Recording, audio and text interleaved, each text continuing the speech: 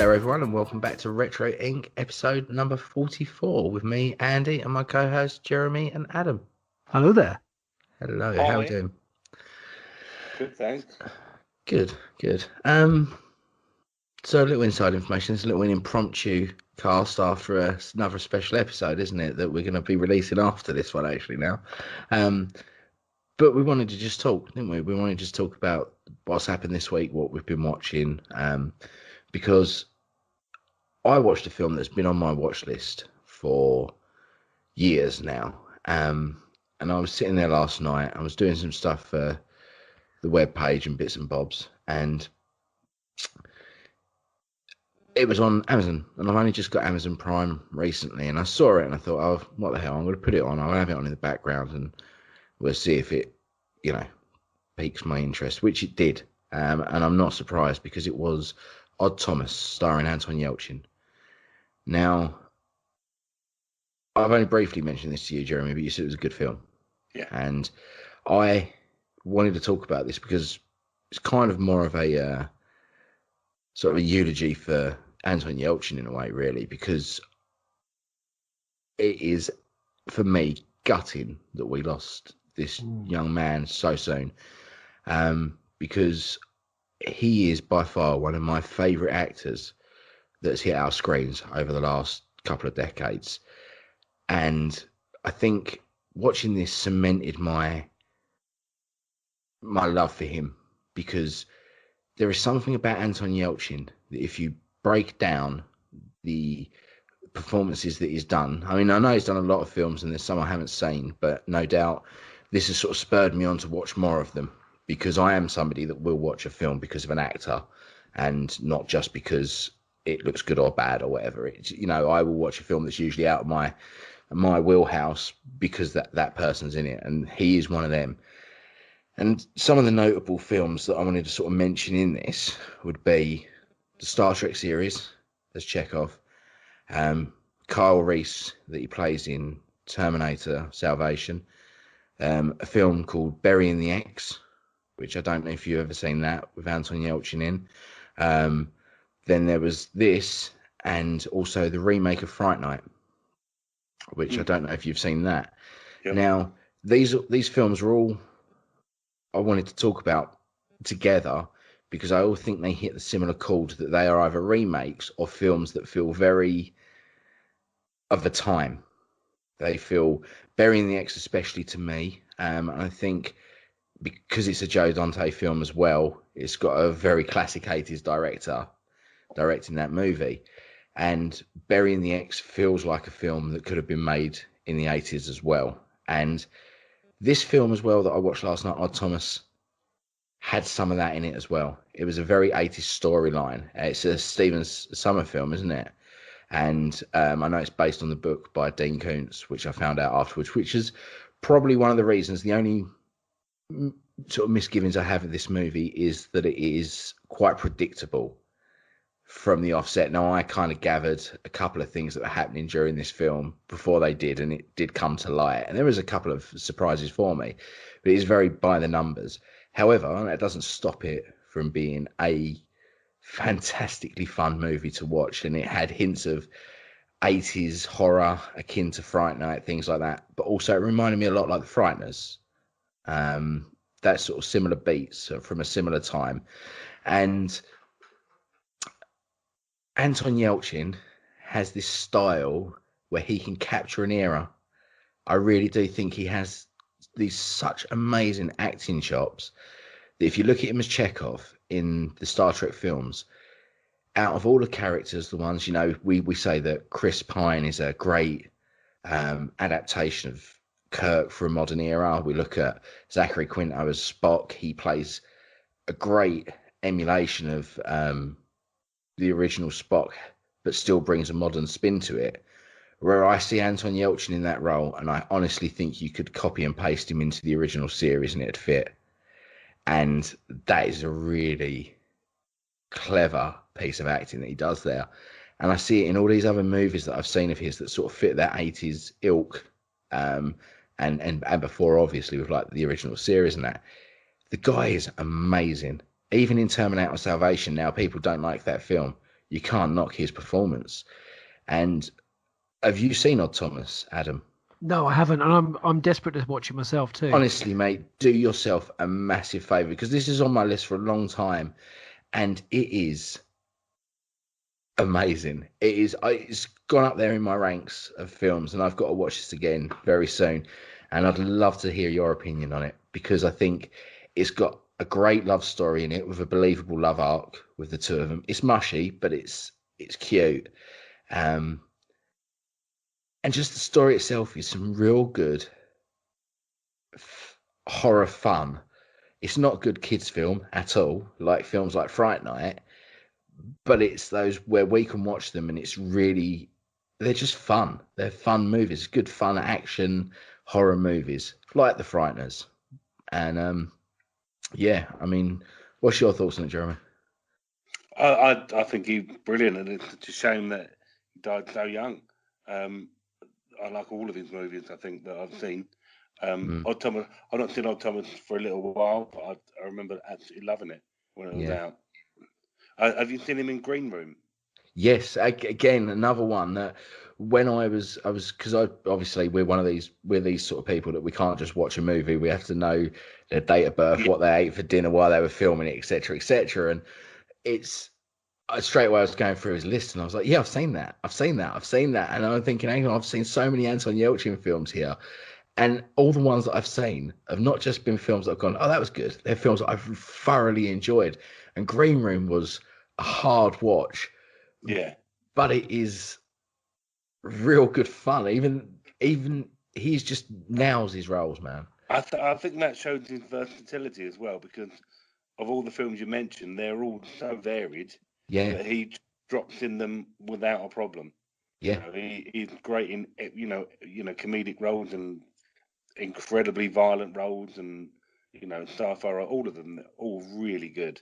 Very William much. Dafoe also stars in Odd Thomas as well. What's his part like, and how does he play his part? Oh, mate, I'm not a William Dafoe fan, right? I never have been. I think he's one of these because he's got that face, that real recognizable face. For me, it's hard to see him playing different characters because he's so unique in his looks. Kind of like Christopher Walken, it's always Christopher Walken being a part in a movie, but it's Christopher Walken, isn't it? It's always. Now, it doesn't mean they're not good. Just Pacino's another one that I think does it. He's always playing Pacino, and that's not a bad thing because he's like Pacino. Yeah, I know people love him. A little Italian shouty man. Whatever he's in, he might be a blind shouty man, or he might be a shouty man with a gun, or the devil. But he's always just Al Pacino. But that's what I mean, and they're those actors, aren't they? They're the ones that they go through their career being greats because they are enjoyable to watch because of their character that they bring to the role, rather than the role that they bring out of their character. Do you know what I mean? It's that sort of shift in acting styles. But Dafoe in this was actually very subdued. He wasn't the main star. He wasn't the forefront and center. He was always he was a pivotal role in this movie as the police chief that works in the town. And I mean, I'm going to try and give you the story of Odd Thomas as it was I'll try and be as spoiler free here. If people don't want to know too much, then sort of skip forward 5-10 minutes. But the premise of Odd Thomas is that this guy called Odd Thomas, which is his real name, it was a misspelling on his birth certificate. He sees dead people. And he does sort of claim reference to Sixth Sense as well, because he says when I see dead people, I'll do something about it. And they can't talk to him, but they can communicate to him through, making him follow them and showing him stuff. And the film starts with him seeing this young girl, and she takes him to this guy in a car, and it turns out this guy has killed her. And, Odd Thomas beats 7 bells out of him because he's learned to look after himself because of this gift that he has. And, he brings justice to people where justice can't be found because, and he does it through the medium of these ghosts. And what I really like about this is this sets him up long into Odd's sort of quest of righteousness, because he uses his gift for good. But the police chief knows about it, believes him, and understands it and covers for him. And I really like it. He has a go at him with this first guy for not coming to him straight away and letting him find out himself. Instead, he beat the crap out of him and now has to cover up this story as to why. And that's what I like about it. Their relationship in it is great. Every time stuff is happening, Odd tells him, and he actually believes him, but says to him, look, we can't do X, Y, and Z because of the law, rather than the story of, no, you're wrong. Then that's great, because it changes the tone of it, where usually in a film like this, there'd be that battle between them two, where he keeps doing stuff, and then the police chief go, well, got to arrest him because he knows that X, Y, and Z. And, you know, but the premise of the film is that he sees these things. Now, what's he call them again now? I can't remember. Bargooks or something like that. He calls these strange demon creatures, and whenever they're about, it means that something bad is going to happen or someone's going to die. And usually he sees one and something bad happens. He starts to see thousands, hundreds of thousands of them crawling over the town, and he knows that there's an impending massacre or apocalypse or something is going to happen in his hometown. But he starts having these visions and dreams, and so does somebody else, and his quest is to find out what the hell is going on and trying to stop it. And there's lots of suspects and lots of stuff starts happening, and it is just obviously builds to that. And this is why I say it's very 80s in its style, that it has a very linear structure to this movie. It has an endpoint that you can see coming from 15 minutes into this movie, and it, like I say, it's quite predictable because you know how this movie is going to go. But that doesn't stop it from being a hell of a lot of fun. And do yourself a favour, mate, and go away and over the next couple of days watch this, because I can't say much more without ruining the movie. But yeah, Anton Yelchin's performance is brilliant. William Dafoe was refreshing in this movie because he was playing a police chief and not William Dafoe, and he wasn't doing the crazy faces and the shoutiness that he does. It was just a guy playing a very good role. And I know that you're going to come away from this and probably talk to me about it next week and go, yeah, that was great. I'd look forward to it. Stephen Sommers, who directed this film, based on his previous movies, I wouldn't feel compelled to watch this based on his previous work. Movies like The Mummy. He also did the G.I. Joe, Rise of Cobra. He did Van Helsing. I mean, they all look rather good, those movies, but they didn't really hold well story-wise, perhaps. So how do you feel he directed this movie, and what did he bring to this one from his previous work, do you think? I think this was a labour of love, this one, to be honest with you, mate, because I think I really enjoy The Mummy, and I think they're classic movies, and there is nothing wrong with them. Those movies, they are just real good family fun entertainment. They are modern day Indiana Jones. They, you know, if Indiana Jones hadn't been about before, maybe they'd be just as big. Who knows? But there is something similar with all of those movies that you've just said. They all tread the same line as Odd Thomas. They're very archetypal storylines. Hero's journey, you know, man, woman, love story. They all, you know, you watch The Mummy, and from the outset, you know that the hero's going to win, fall in love, get the girl, and everything's hunky-dory. And all of those beats along the way are what make that film matter, not the end game, but how that story plays out, and the acting in it as well. I mean, Rachel Weisz and Brendan Fraser in The Mummy, their chemistry is brilliant. They nail their roles. John Hannah's great in it. There's nothing wrong with those films. They're just not amazing. They're not different. They are so similar to a lot of other things because they are archetypal, and that is all that is wrong with his work. But Van Helsing's the same. You know, it follows. Like, yeah, I like it. There's nothing wrong with it. It's just a good movie. It's one of those you can throw it on, enjoy it. It's an hour and a half, 2 hours of good fun entertainment. And that's what he makes. And if you're looking for 2 hours of entertainment with a little bit of a darker tone than all of those movies, go watch Odd Thomas. Thank you. It sounds absolutely fantastic. I'm really looking forward to seeing that now. I've just added it to my Amazon video list.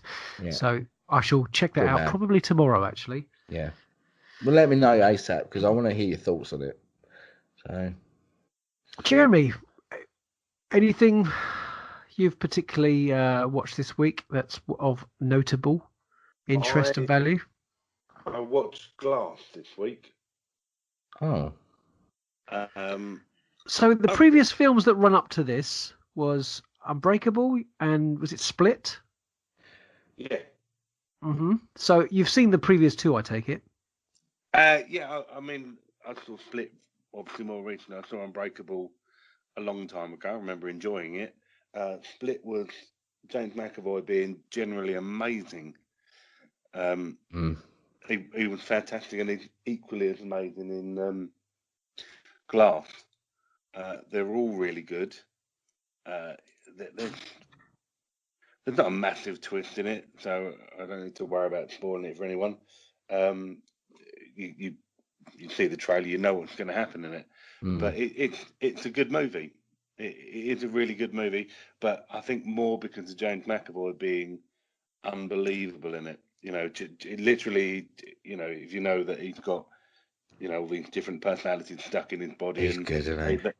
But you watch him in that, and every time he changes, you know, and he'll do it right in front of the camera, and he physically changes and transforms into these different people. Watch it for that, if nothing else. It's clever, mate. And I mean, I know in Split he does it. He little facial twitches, just his demeanor just moves between those characters, and it is crazy to watch him do that because he plays one character to the next in shots, and it's just someone else. Yeah, it's akin to watching Andy Serkis do Smeagol and Gollum. Yeah. So this is a great trilogy of films, and what's the overall premise of them for those that haven't seen these films? It's kind of, are they real life superheroes or people with superpowers? Maybe. Yeah, he's kind of making his own, you know, mixed universe thing going on, isn't he? With it, but they're not really superheroes. They're just, I'd say, more mutants. Yeah, people with kind of powers, and you know, there is the good guy and the bad guy, and it does tick a lot of boxes, but it does it knowingly, and they've referenced comic books, and this is the point where that happens, and this is the point where that happens, all the way through it, and it's very, very clever, very, very clever. But and James McAvoy looks like he's been pumping some iron as well, because he looks incredible in this. It's guest starring as well as him in this film. So you got Samuel Jackson. Samuel L. Jackson is good in everything. So I think he's more subdued in this because he's in a wheelchair for the best part of it. And Bruce Willis is the best Bruce Willis has been for a long time. He's not trying to, although he's playing almost a superhero, he's definitely a world weary, tired out one. The kid who played his kid in the original movie Unbreakable, he's grown up in this and plays his son again. So that was quite good to see. Okay. But yeah, so that's good. How would you rate this out of the three films? Is this the best of the three? Would you say, or? I think it's the best of the three because it's a culmination. It's got, you know, it's got Bruce Willis, Samuel L. Jackson, and James McAvoy, and all the characters James McAvoy brings to the screen, and it's good fun. Obviously not for the people in it because bad things happen, but it's good. It's a good watch. I really didn't enjoy Unbreakable, so for me, Split not ruined, but that bit at the end didn't ring any bells for me. It didn't tick any boxes. It wasn't. I wasn't like, oh great, I can't wait for the next one because I wasn't a fan of Unbreakable. I thought it was a little bit of a weak story, to be honest with you. I agree. Yeah. I thought so too. And Split was totally different to that, mate. It was. Yeah. It could have just quite happily have just continued to be Split 2 and just have McAvoy in it, and it wouldn't have bothered me. But I'll watch it at some point. Good. Anything else on your list from this week? I I've been playing Call of Duty Black Ops 4 because it at the moment is on a free trial for the Blackout mode, which is the Right. Battle Royale. Mm-hmm. And I did play for a couple of hours the other night with a fella that I work with, and it is a lot slower paced than Fortnite. It's a lot more tactical. So, for instance, you're flying to the map as you do in every battle royale. You'll drop down and find your point where you want to, land and start gathering stuff. And I found with Fortnite, it's very much hit the floor running, grab a gun, start shooting things as soon as they get near you. Whereas this, because there's none of the building aspect of it, you are focused solely on fighting, and you land on the map. And at one point, I think I hadn't seen anyone for about 10 minutes. Yeah, I'm like that sometimes with PUBG. It's exactly the same. Yeah, You do think, well, where is everyone? There's 100 other players here somewhere. But as a newbie to Call of Duty Black Ops 3, how does this differ? Well, I wouldn't know, because that's the thing. I've been playing Blackout mode, which isn't on Black Ops 3. Right. So the only part of this free trial is Blackout, because I think Activision are going to be looking to start their own. I think they're going to split away from having Blackout with Call of Duty. Right. My prediction is that in the next year, you're going to see a yearly Call of Duty game like we get, but Blackout mode will be like Fortnite. I don't know if it'll be free or not. PUBG they charge for, don't they? So you could probably get away with it. It's Activision, they could get away with charging it. You can slap Call of Duty on a Pac-Man game and they'll sell 1 billion copies. But I think they'll release Blackout as maybe £15 individual download, £15-20, and that will be as games with service. You will see Blackout grow and evolve over the next few years, with Call of Duty still releasing yearly. That's how I see it playing out. I mean, I don't know if there's any truth to this happening, but I honestly see that they're probably released it all together to see how it'd go, to test the water, and they've seen that it's made waves.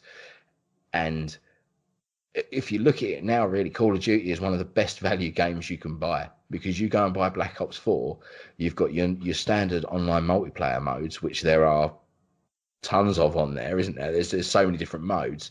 Then you've got Blackout as well, which is a game in itself. Look at PUBG and Fortnite, two of the biggest games out there, and they are literally Battle Royale, which is what Blackout is. Plus you've got Zombies mode as well on this game, which is another game in itself. Maybe a bit of DLC if you're gonna, a good bit of DLC if you're gonna categorize it. That when you're buying this for £45-50, that's a good price mark. That's not a bad amount of money you're spending on a game for the content you're getting.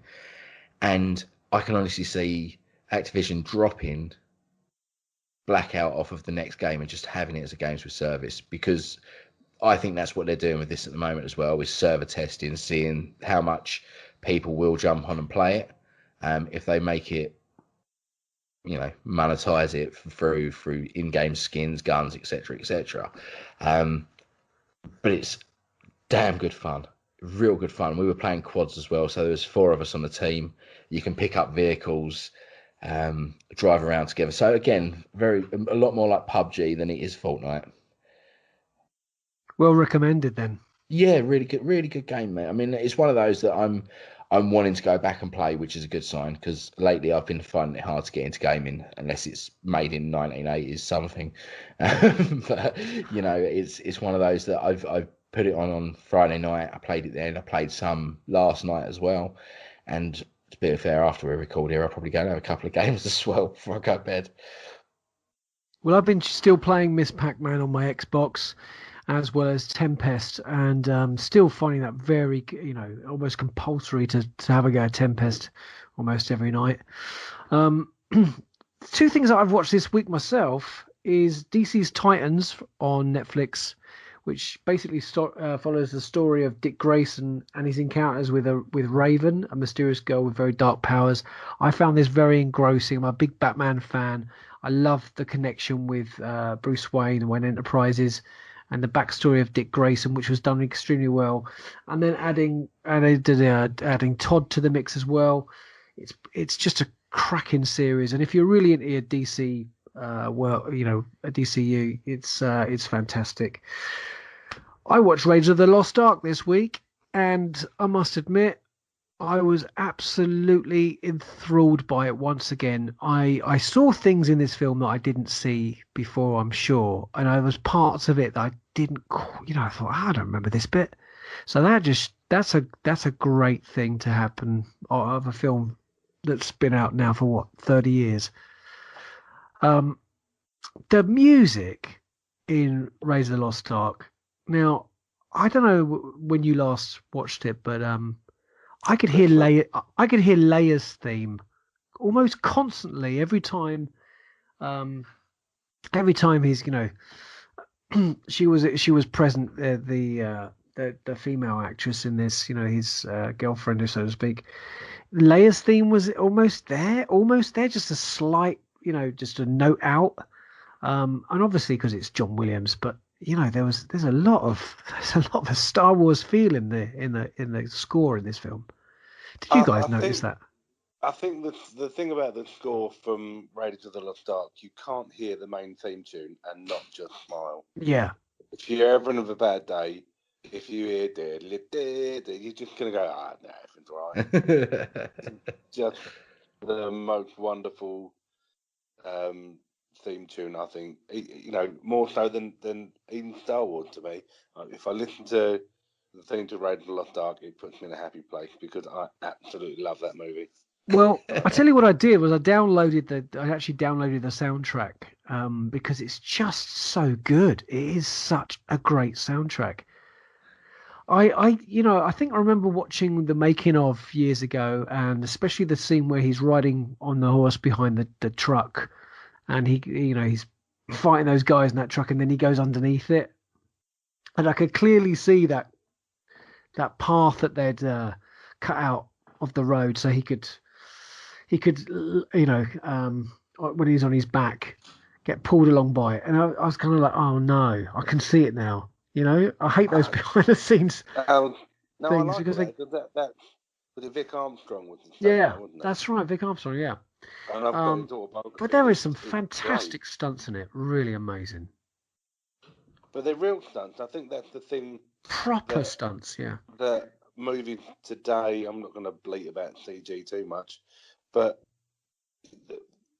you don't get stunts these days.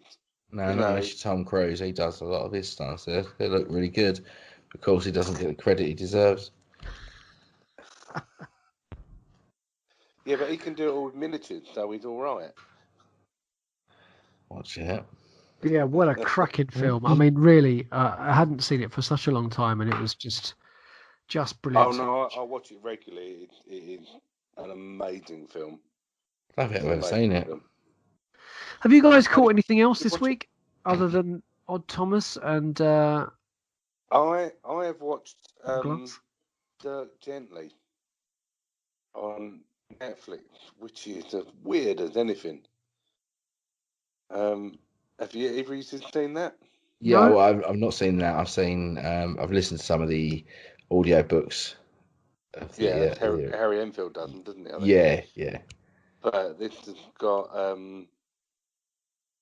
Elijah Wood in it, and it is just mental.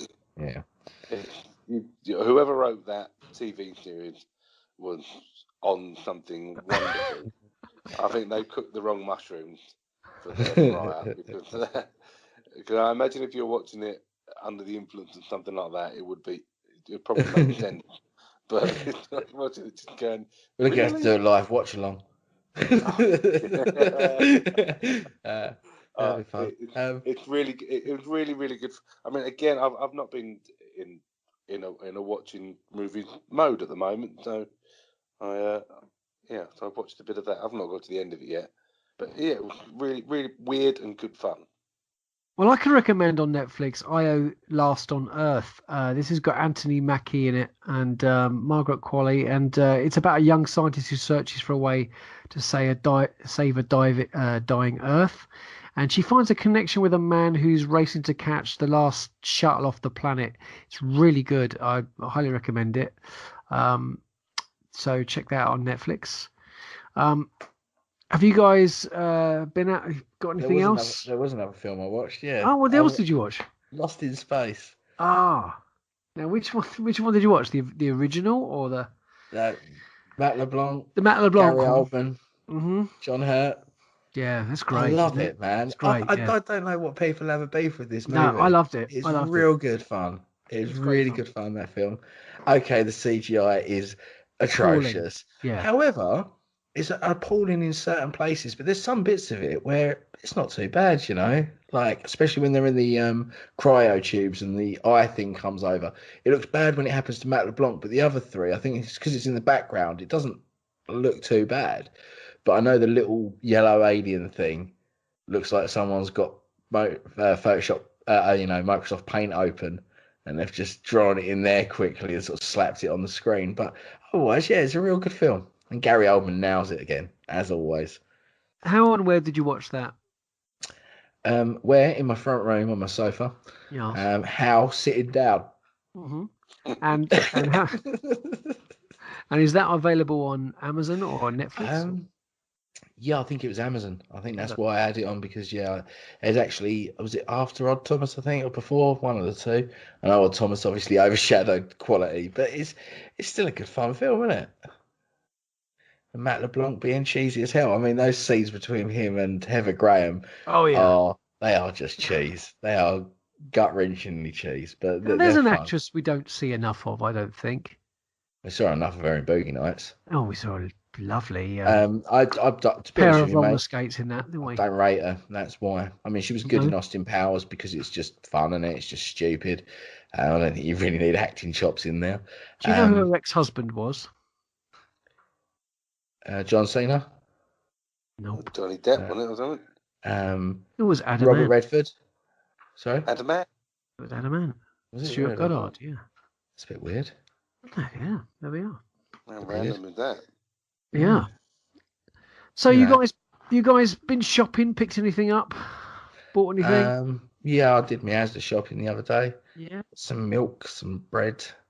Mm-hmm. Still on my little not eating meat thing, so I've got some nice corn, mushroom and garlic scallops to I like those. one day this week. Well, I did have a nice pizza that I had actually on Friday night. I was driving home from work and I thought, I really fancy pizza, but I'm not having meat. So I went to Morrison's. I went to the Create Your Own bit and I had charred grilled peppers, feta cheese, and what else was it? Pesto on a sourdough base. It was beautiful. That sounds delicious. Highly recommended. Yeah. Delicious. Any food fancies you've had this week worth mentioning, Jeremy? No. No. I tell you, there's another thing that we picked up. Talking of stuff like retro stuff, but Freddos. Do you remember Fred? We still have Freddos now. You know, the age-old debate. They used to be 10p, now they're £87 or whatever. But they now do new Freddos. Freddo, I think they're called Treasures or something. They're a little tub, and it's like a Kinder Egg. Oh. So you open it. It looks like a little treasure chest, but you open it up, and there's a little toy inside there and some Freddo buttons. So there you go. But they were about 64p, I think it was. Well, I had some coconut ice. There you go. Oh, mate, I love coconut ice. Yeah. I smashed a whole bar of fudge the other day, actually. Yeah. Well, like a little finger of fudge one. No, it was a solid, like nearly 500 gram block of fudge. But I opened it and I started, and the next thing I might as well eat it now. So, yeah. No, I've not had coconut ice for years, and it was lovely. I love coconut now, ice. Are they half pink and half white? Yeah. Yeah. So, you know, in Brighton, in the little shops that are along the seafront, they'd sell a lot of that stuff. Peanut Crunch. Don't be fooled, because they also do nougat. Nut brittle, is it called nut brittle? Or I love peanut brittle. Yeah, that takes your teeth away, doesn't it? I haven't got any teeth to take away, mate, so I ain't got to worry about it. I just have to suck it until it goes soft. Well, I wish I could take a picture of Jerry's face then. well, I've Right. got. Anyway, I've been picking up some great toys this week. So one of my contacts in the vintage toy market, so certainly Star Wars, deals with Kenner Overstock. Now, what Overstock is boxes of figures. They're either in the baggies that used to be mail away, or there'd be just lots of figures without weapons, and these have been stored away for like 30 years in a cardboard box. So I managed to pick up a Zuckus figure he's absolutely. Not for long, no. I got a Forlom as well. Yeah, probably the best I've ever seen. Totally shiny and grey and beautiful with weapon. I've also got a C3O baggy by Kenner with a carrier for Chewbacca. So this is from the Return of the Jedi.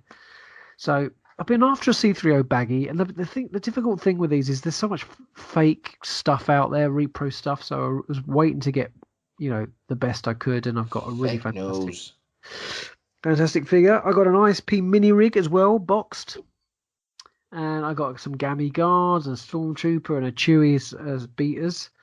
And in the post from the Black Series 6-inch, I've ordered a Dengar and a Forlom to complete all those bounty hunters.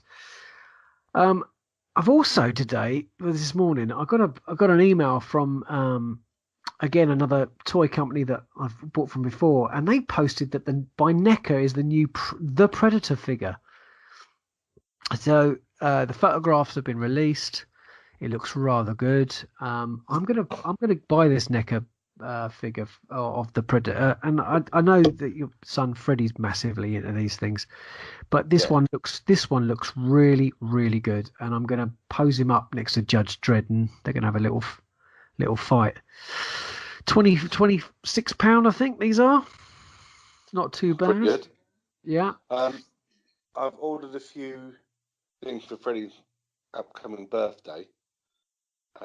He has got into the Titan vinyls at the moment, and I managed to get most of the crew of the Nostromo for him. Wicked. Which would be now these are like sort of Funko Pop size, aren't they? They're like mini squash. They're smaller than that. Yeah, they're smaller. Are they smaller? Yeah. Almost cartoony, but they actually look more like the characters than the Funkos do. Because the Funkos are a generic thing. They look like a big round face with almost like a massive Lego head. Well, yeah, they use the hair and other aesthetics to make it look like the person rather than the face, don't they? Yeah. Where these are little sculpts and they actually look pretty good. They're pretty good. And he's gonna love them because he's so into his Alien and Predator stuff at the moment. I ordered him some more AVP comic books as well.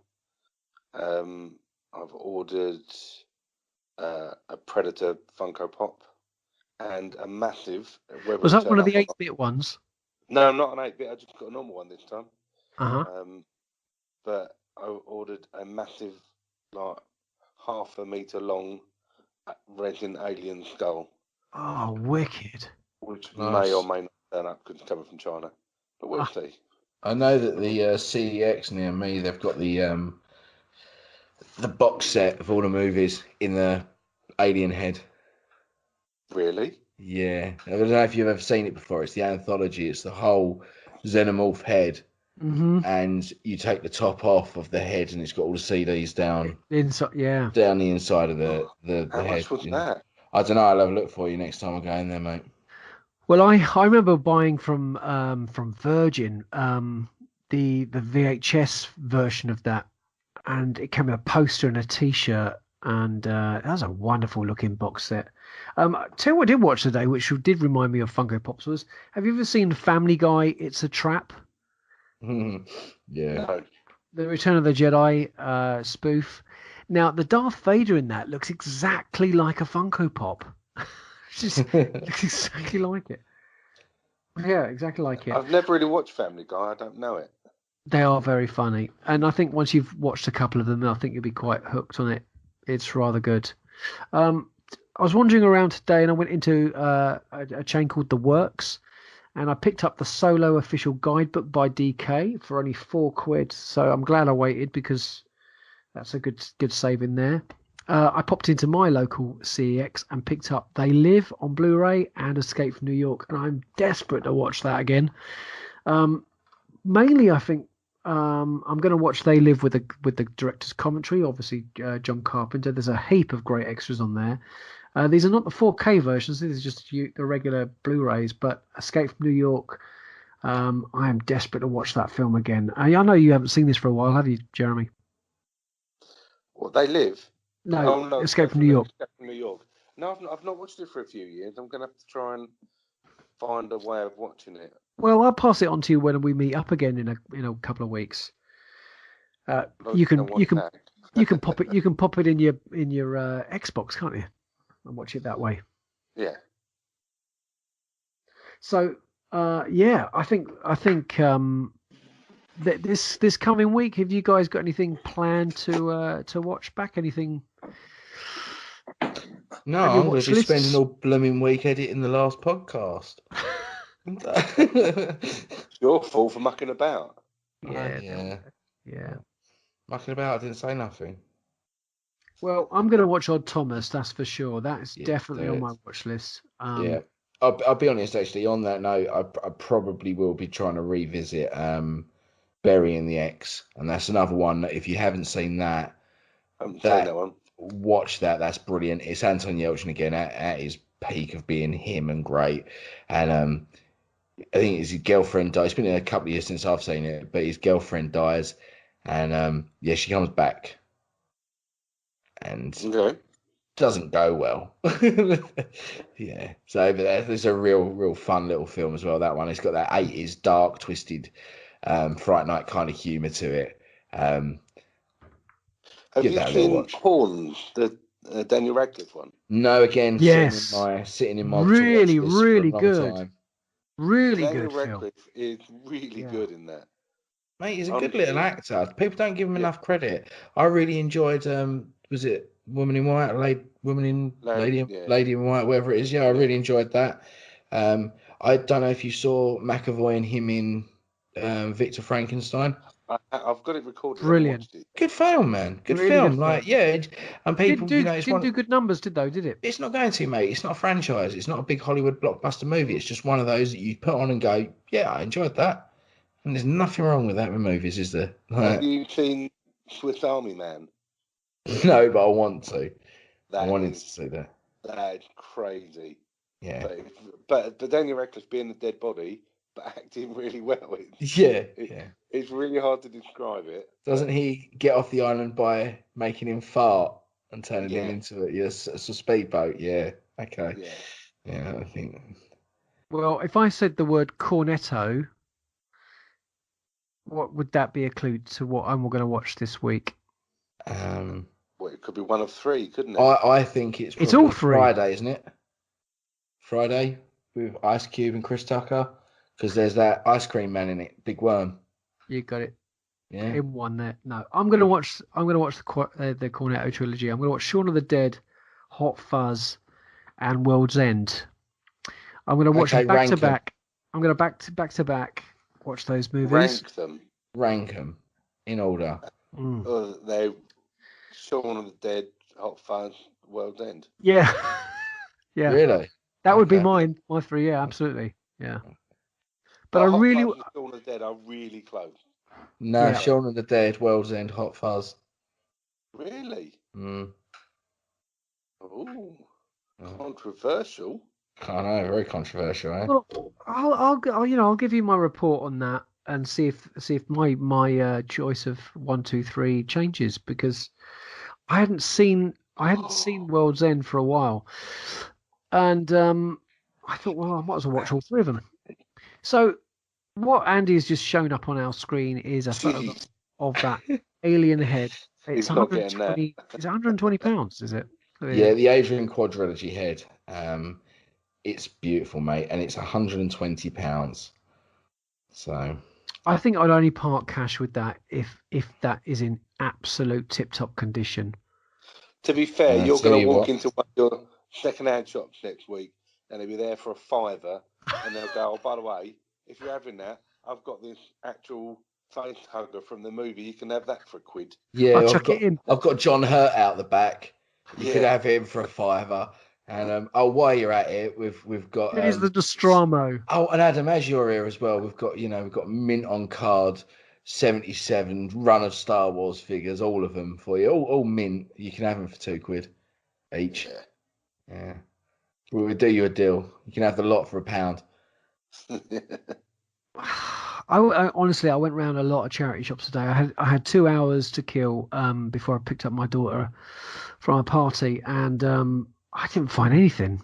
And so that's how it goes, isn't it? Sometimes you're lucky, and sometimes you're not. But what I am very lucky to have is 5 flea markets in the town that I work in, and there's always little bits and pieces, little treasures sort of hidden about the place. People I have never it sort want of any fleas, so I don't go to them. well, you're probably going to pick them up if you go in some of these places, I can tell you. But people are always emptying their lofts, and people are advertising that we'll come round and buy your secondhand, buy your tut and flog it in our flea markets. So sometimes Sorry, you're I've lucky. just seen something on here on this website that we're talking about. I just showing the other thing on, and so when was it? December that PS1 classic came out. Oh yeah. How much do you think they are selling it for second hand? £40. No, a bit more than that, but close, 50. So they actually buy it for cash value of £23. Mm. So they will buy it off of you for £23. That was £100 just before Christmas, mate. Well, if they'd gone down the Sega route and put on a lot some more decent games, put some decent games on there, then they were on a winner. But they clearly weren't, were they?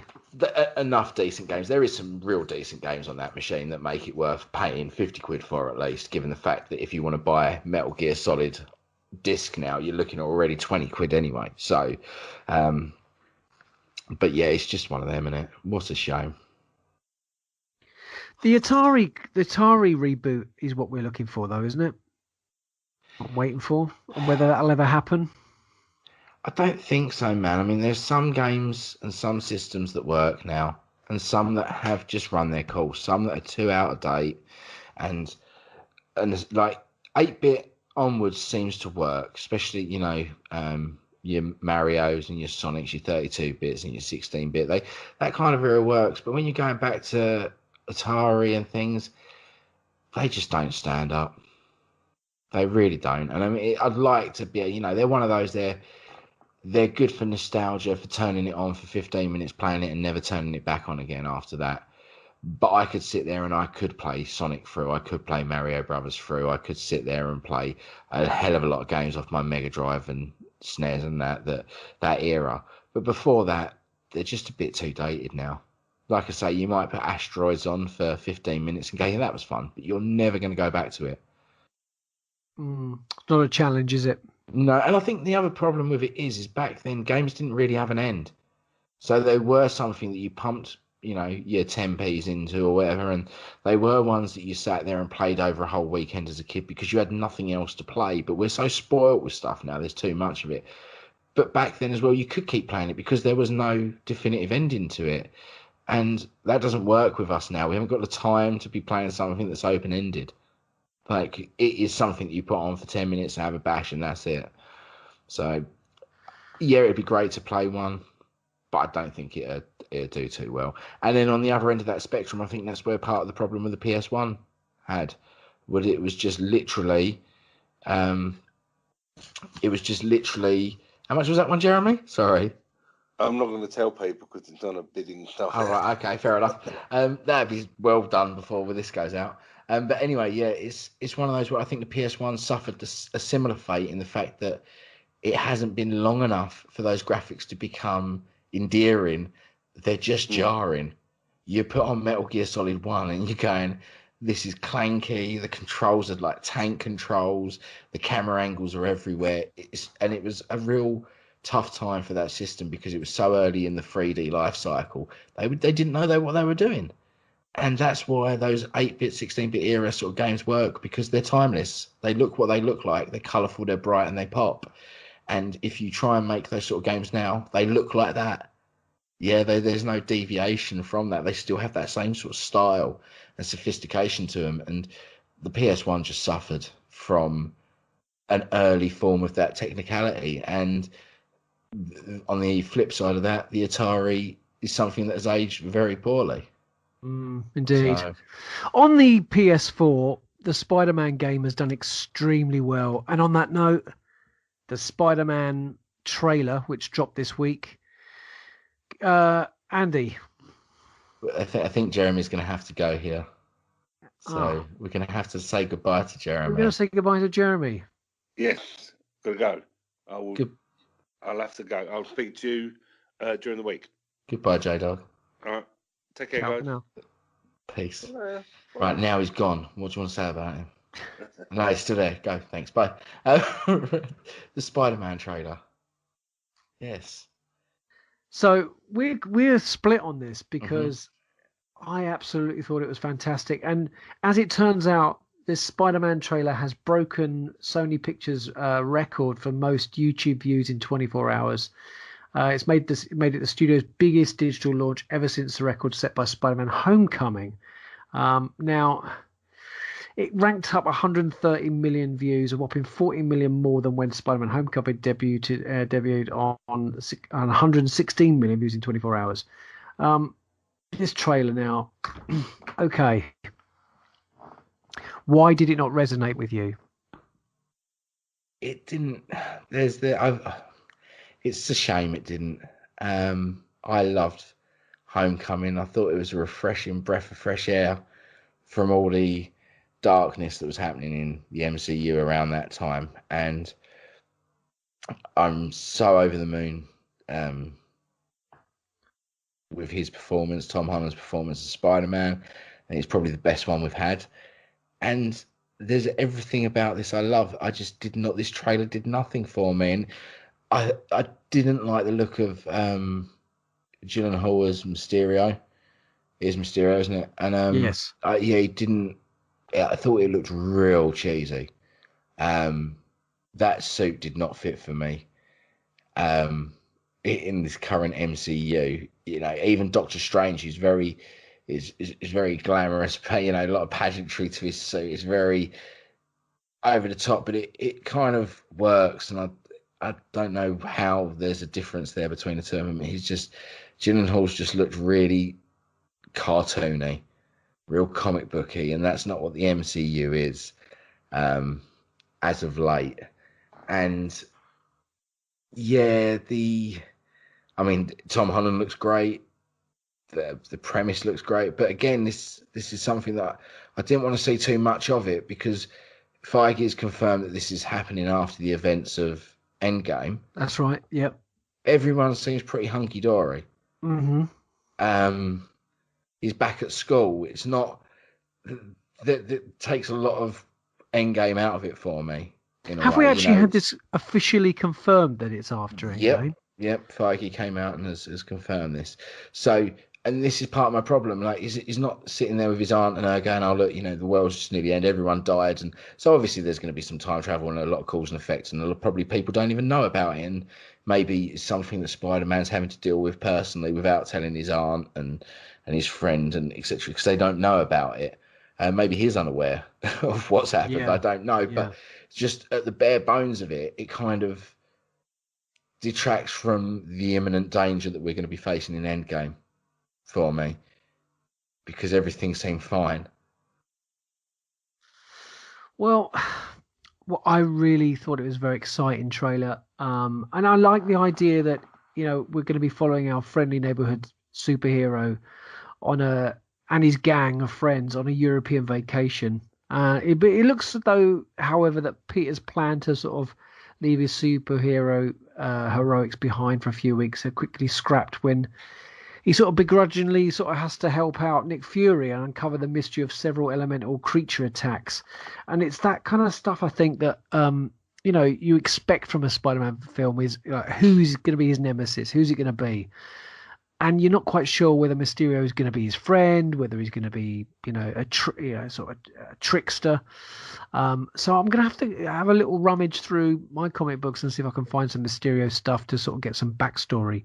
But I think it looks really good. I just hope that it really appeals to kids, because I want to see kids back into Spider-Man costumes. I want to see kids getting into Spider-Man.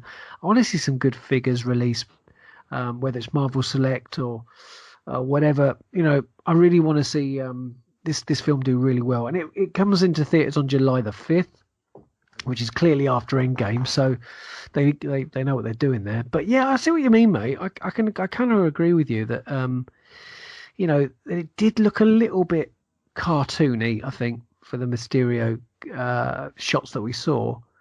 But overall, I think it has the same sort of look and feel as Homecoming, and I just hope that it's as good as that. I mean, again, we've got a fantastic cast as with Marissa Tomei and Samuel Jackson and Jon Favreau, Michael Zendaya. Zendaya, yeah. I mean, she's a great actress. Do you think? Well, obviously, there is something that was notable from this trailer. No mention of Tony Stark. No. So this is where they're keeping quiet, isn't it? We've not got a shot of Tony Stark in this. No, nothing was mentioned. They didn't mention anything from Endgame, so there's obviously done that for a reason. But still, my point is the immediate threat that there wasn't even like half cities demolished, burning buildings. How long after Endgame is this set? Because surely if the decimation happened and 50% of the population got wiped out, that means that probably 50% of all aeroplanes that were flying in the sky suddenly weren't. Drop, yeah. And 50% of people driving cars suddenly weren't, and they crashed. It would be carnage. It would be absolute chaos. Devastation. Yeah. And yet we see Peter Parker leaving school, getting on a plane, flying to Europe, and everyone having a good time. And that is, to me, the bit which goes, I don't care if it's even 2 years after the event happening, there would be visible scars in society from something like that happening for decades to come, and there was none of that. So obviously time travel's involved, and then that ruins that part of it for me. It all becomes, it's one of those that they should never have announced these movies or given us anything until the final part of Marvel, of Endgame was out. And on the different note to that, Captain Marvel works because it's set in the past.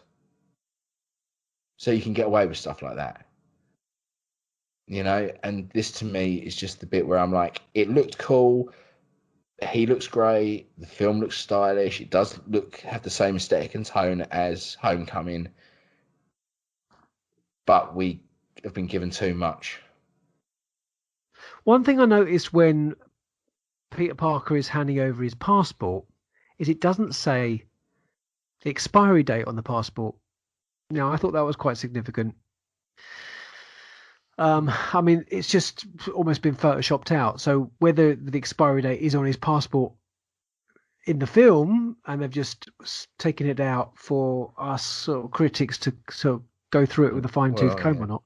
But, I thought that was quite significant that it's missing the expiry date. Yeah, I wouldn't be surprised they do stuff like that on purpose, just to keep people talking, and there's no real reason for it. But it's a weird one, mate. I mean, I'm looking forward to it. I can't say that there's anything from Marvel coming out over the next 15 years that I'm not going to go, I'm going to go see that. Of course I'm going to watch it. And I absolutely love Tom Holland, and I love Spider-Man, and I love everything they've done with him so far. So I will go into this and I will probably really enjoy it. But for some reason that I cannot put my finger on, that trailer did not do it for me. And it was a bit annoying, actually. I was a little bit gutted that it didn't, because I've been looking forward to this. Do you know much about Shazam? Is this exciting you? This forthcoming film from DC? Looks good. I'm hoping they try and keep this as. I hope this is a Guardians of the DC world, where I can watch this and not have to worry about the rest of them. Because I think if they do that, they'll start to be able to build this DC universe. And I know that sounds strange, that by having it not mix in with them too much, you can build on it. But that's what the DCEU needs. We need more standalone stuff that has references later on in an intertwined universe. It's what we had in the early days of Marvel. We had all of these things going on, and all they do is reference something. Maybe someone might pop up. We had it with Black Widow, didn't we? In Iron Man 2, she turns up for a little bit, disappears, and that's great. And then when she turns up later on, context, we know who she is. Great. And that's what we need to start seeing, not the Justice League suddenly team up 2 movies in and everyone knows each other and they're all going out for shawarma afterwards, because that's far too soon. It's far too soon. And we needed to build this up, and that's what I want to see. I want to see Shazam build himself as a character. Everyone lose their minds and go, this was great. I mean, I haven't seen Aquaman yet, and by the sounds of it, this is what Aquaman did do in a way that it's its very own individual story. And that's what I want. That's what I want, more of that in the DCEU, so that when these people get put together, they've all built their characters up. We've seen it. Look at how different Chris Hemsworth is now as Thor. He had a couple of standalone movies, and now when they integrate him into the Avengers as a whole, everyone's got their own little roles to play, and they've built those characters up enough to go, what works, what doesn't work here. And that's how Marvel have succeeded, is just building this world, building it layer by layer, and evolving these characters and adapting them to the point where when you put them all together, they work. And that's what we need from the DCEU. And I want Shazam to come in and be this refreshing breath of fresh air, this funny character that's got a great 80s Tom Hanks big-esque style story going on, and that John Hughes fun film thing, and just do that, and then we can go back to Wonder Woman, back to Aquaman, and then we can put them together at some point, and he can be the comic relief. Yeah, exactly. I mean, the TV spot that dropped is fantastic. We got some really great shots and a closer look at Billy Batson's transformation into the Earth's mightiest mortal. Isn't it a great shame, though, that the Green Lantern film is what it is for a lot of people? I mean, we both loved it, and we both really enjoyed that film. It has its faults. Yeah, it does have its faults. But enjoy it for what it is. Enjoy that for what it is, and we're going to get the Green Lantern Corps coming out next couple of years when that does. And I'll tell you what, they need to go with somebody else. They don't need Hal Jordan. Right, they need to go with one of the other Green Lanterns, and I'll tell you what, build that character afresh and new for the screen, and it'll work. And that's all they need to do with that. And the thing is, as well, with the core, I don't think it's going to be a solo Green Lantern film. I think maybe we will have all the other lanterns in this, because it's the Green Lantern Corps, and that's what they need to build on it. Make that the Guardians of the Galaxy cosmic side of the DCEU. Yeah, right. Not the comedy side with Shazam, and introduce side.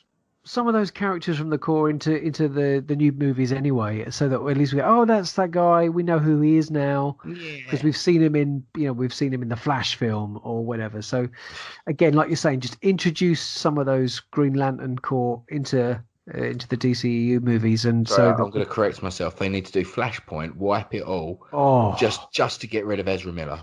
That is all, because I like the guy, and Flash is my favorite character. They don't go together. They need to just restart with Ezra and doff the hat. Sorry, thank you very much. See you later.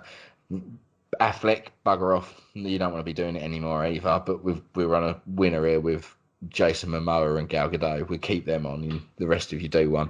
And Henry Cavill. Let's hope Henry Cavill returns, because that's probably the greatest Superman we've had. I don't know if he will now, man. He's having too much fun making The Witcher.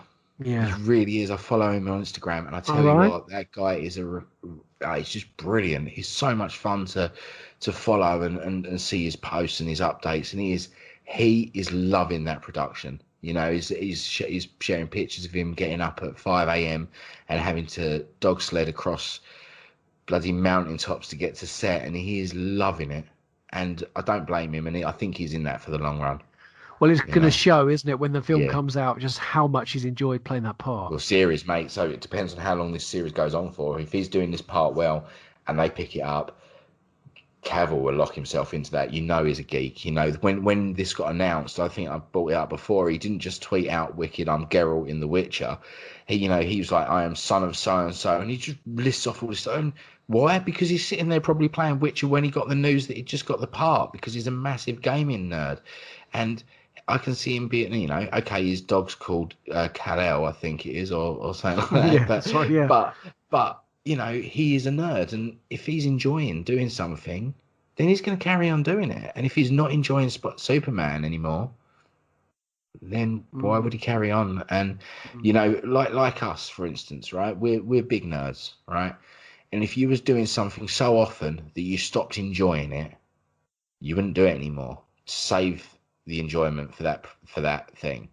And if he's not enjoying doing Superman anymore, he's not going to want to ruin that for himself. Like, why would he? Why would you? Well, as you know, that? with The Witcher, it can go so far, can't it? It can go anywhere, mate. I mean, this is the beautiful thing with series as well, is they've got the lore and the mythos there written out for them, but you can expand this. They can write as many stories as they want, and I don't know who is writing this, but you've got like the guys writing Game of Thrones, for instance. Look at those stories they're weaving there. You stick that in a fantasy world such as The Witcher. This series could go on for 7-8 years. That would be incredible. Like, yeah, exactly, and that's longer than he's been playing Superman for. Yeah, and good, more power to him, mate, if that's what he wants to do, and if he makes it his own. Because I'll tell you what, as soon as that series drops, I'm there watching it.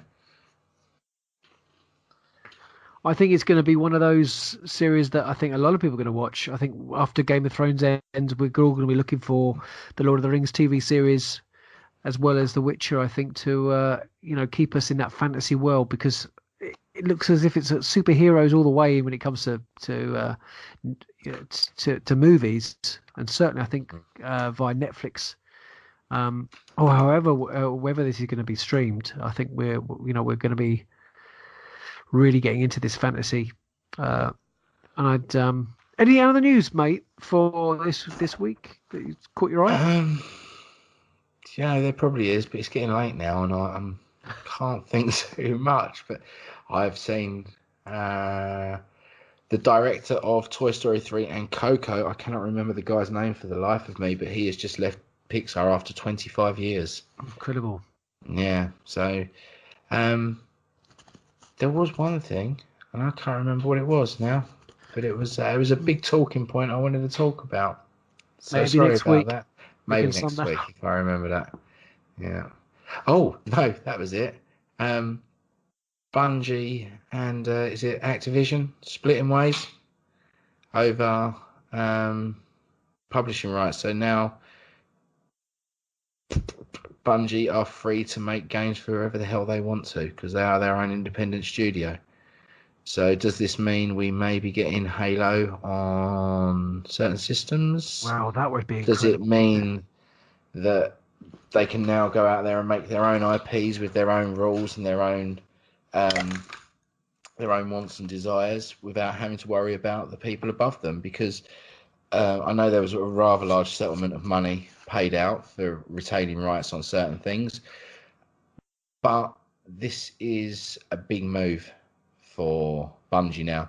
They are someone that is a force majeure. You wouldn't want to go toe to toe with them on developing a game. Their pedigree is outstanding over the years. So they know how to make shooters, and let's see where this rolls, man, because I think this is looking good for the future of what they're going to be churning out, because they do some good games. I mean, I know I've got a PlayStation, but if there's ever a reason to go buy an Xbox, Halo's one of them. Well, one of the biggest games probably of the last few years, made by Epic, which is Fortnite, has banked $3 billion in profit this year, and mostly thanks to a lot of the in-game purchases. But I mean, let's face it, man. I mean, who isn't playing this game? It's a free game, right? Yeah. Well, it was to start with, wasn't it? It's made an I've absurd amount of money. Haven't you not so far? I've never paid a penny towards that game. I don't see the point for skins and things. When aesthetics, nothing that actually affects my game. Like, I don't see the point in paying money. If I'm getting extra guns or perks or DLC, then yeah, I get it. But when it's just because I can wear a chicken hat and a dog backpack, It's really not for me. Well, what's incredible is that this is indeed profit and not revenue that Epic has made. So the figure accounts for the studio's expenses for 2018, which makes it the number one, even more impressive. I mean, the speculation included that 2 billion in Fortnite revenue, and there's very little reason to suspect that those predictions were unfounded. Epic's business is buoyed by continued licensing of the Unreal Engine, but these results are likely don't have much due to the fact that it's the store where people are spending money on battle passes. I mean, Season 5 Battle Pass, which launched during the month. How many kids do you think have been grounded for using their parents' credit cards here? Unbelievable. Yeah.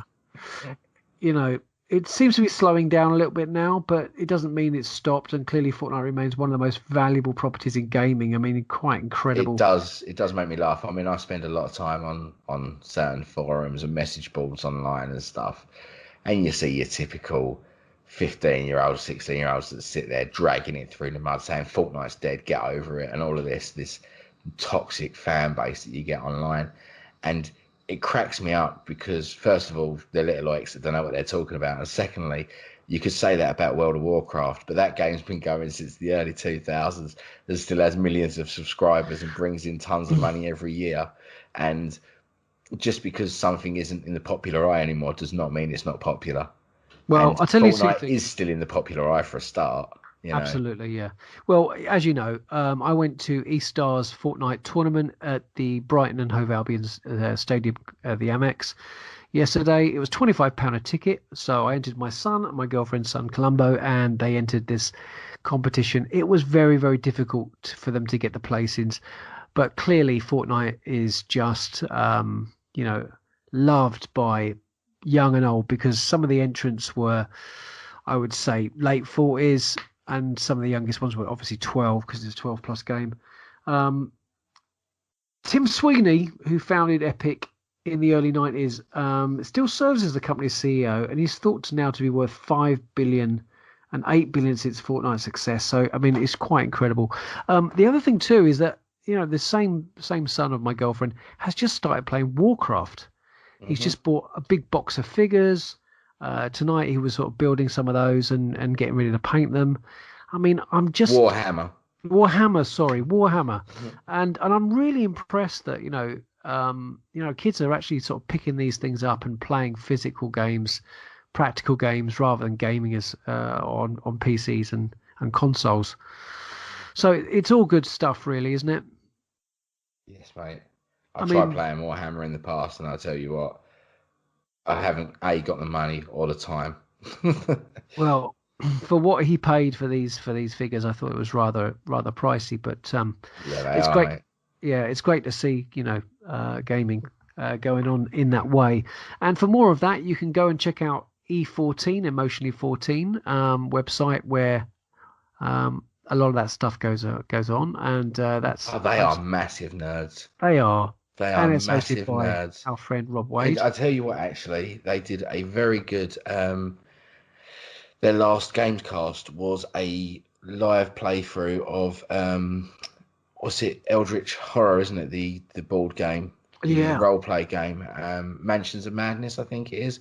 Mm-hmm. And it was quite fun to listen to. I mean, I think if you know the game and you know them as well, if you listen to those guys, you'll really get into that episode, because it's just three guys sitting around having a good game, a good role play game. And that Mansions of Madness I've tried to play before, and I tell you what, I think I enjoyed listening to them more than I enjoyed playing it, because they know their stuff and they're into that, and they're not having to check rule books or anything. They're just straight in there playing those games. So they're very knowledgeable and real interesting to listen to. So yeah, go check them out. Also, go and check out a new member of the Star Wars Commonwealth, the Sandcrawler podcast. And if you're into vintage Star Wars collecting, there's a new podcast within the Star Wars Commonwealth network. Do go and check them out. We have to say goodbye to Skyhoppers and Less Than 12 Parsecs, who have sadly left the network, but more coming to the network very shortly. You've been listening to the Retro Inc. podcast, a member of the Star Wars Commonwealth podcast network, and check out more from the Commonwealth at starwarscommonwealth.com and take your first steps into a larger world of podcasts.